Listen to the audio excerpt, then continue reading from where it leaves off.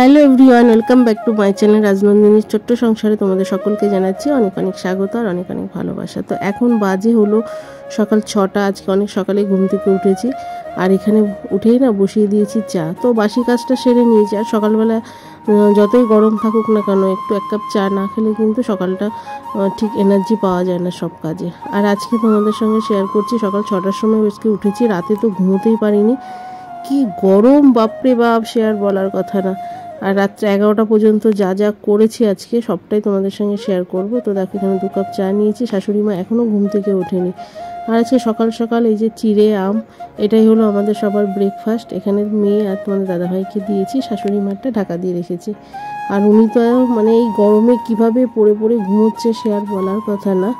তো এখন সকালবেলা টিফিন খাওয়ার পর আর এই যে মেয়ে হলো পড়ে এসছে, আসার পথে না এখানে তোমার হলো তালশাঁস নিয়ে এসছে। তো অনেক বছর পর তালশাঁস খাচ্ছি।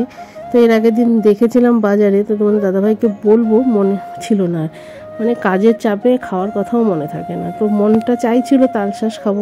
শুক্রবার দিন মেয়ের সকালবেলা পড়া থাকে, তো পড়তে যাওয়ার পথে দেখেছিল তালশাঁস বিক্রি হচ্ছে, তো আসার পথে নিয়ে এসছে। তো যাই হোক, এখানে খাওয়ার পর দেখলাম কি মিষ্টি তালশাঁসগুলো, খুব ভালো লেগেছিলো। তো বললো অনেকদিন নিয়ে আসিস।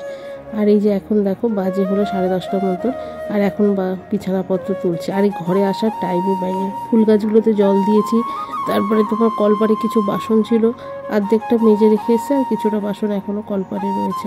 পর্দাগুলোকে খুলে দিলাম। আর রোদের তাপটা এত ঘরে আসে সে আর বলার কথা না। তো আর এখানে মশারিপত্রগুলো, মশারি টানানো ছিল। আর এই যে বলেছিলাম না যে কেন্নর ভয়ে মশারি টানাতে লাগছে। এর আগের দিন তো আমার দেখো ভয়েস দিতে গিয়ে কাশি আসছে ঠান্ডা জল খাওয়ার পর। এর আগের দিন তো আমার গায়ের উপরে কেন্ন উঠে পড়েছিল। সেই ভয়তে আমি যে মেয়ে যখন শোই মশারি টানিয়ে দিই।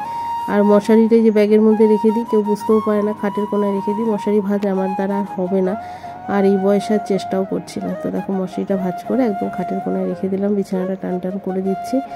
আর গরমে আর পাচ্ছি না বলতে পারো, বারবার করে গরম গরম করে মানে আমি পাগল হয়ে যাচ্ছি। এদিকে তোমাদের দাদাভাইকে আমি এসি করে দাও, সেটাও সারাক্ষণ বলে যাচ্ছে। আর যে কাজ করার পর দেখো 1 বোতল ঠান্ডা জল নিয়ে আসলাম। এই জলটা চোখের ওপরে দিচ্ছি, চোখটাও তো আমার ভীষণ জ্বালাতন করে। এত ওষুধপত্র খাচ্ছি তা সত্ত্বেও আমি চোখের মানে কোনো ভালো ফল পাচ্ছি না। তো যাই হোক, এখানে জলটা খাওয়ার পর বিছানাটা একদম সুন্দর করে টান টান করে নিলাম। আর খাটটাকে একটু ক্লিন করে নিলাম, একটু ওপরে ধুলো পড়েছিল সেটাও একটু পরিষ্কার করে নিলাম আজকে।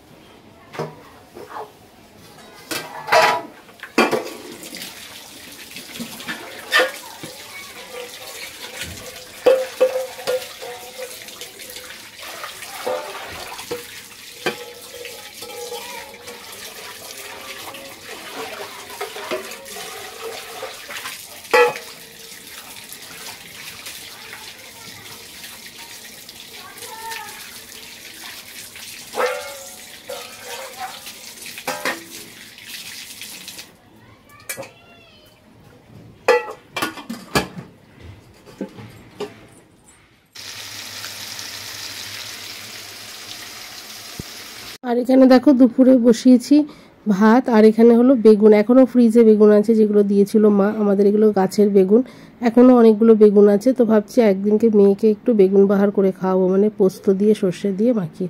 আর এই যে মাছগুলো ভেজে নিয়েছি, আলু বেগুন দিয়ে মাছের ঝোল, ভাতে দুটো উচ্ছে ভাতে দিয়েছি। এই হলো আজকে আমাদের দুপুরের মেনু।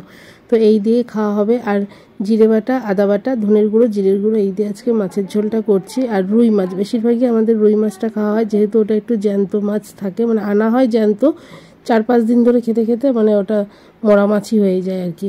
আর এখানে ডিমটা তো আমরা বেশি খাই, ডিমটা বেশি আমার রান্না করতেও ভালো লাগে, খেতেও ভালো লাগে। তো যাই হোক, চলো মাছের ঝোলটা করা হয়ে গেছে।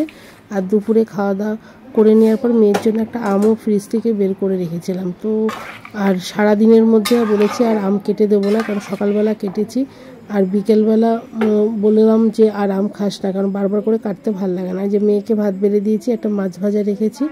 আর দেখো কালারটা কি সুন্দর এসছে, কাঁচা লঙ্কা দিয়ে করেছি, টমেটো ছিল না। আর এখানে আমিও খেতে বসে গেছি। আর এখানে দেখো 3টে ডিম ভেজে নিয়েছি, ডবল ডিমের অমলেট করে নিয়েছি, আর পেঁয়াজ। আজকে রাতে এটাই দিয়ে খাওয়াবে, ভাতগুলো জল ঢেলে দিয়েছি। তো চলো বন্ধুরা, আজকের মতন এই পর্যন্ত। সবাই ভালো থেকো, সুস্থ থেকো, গুড নাইট। দেখা হচ্ছে আগামীকাল ঠিক দুপুর 2টো।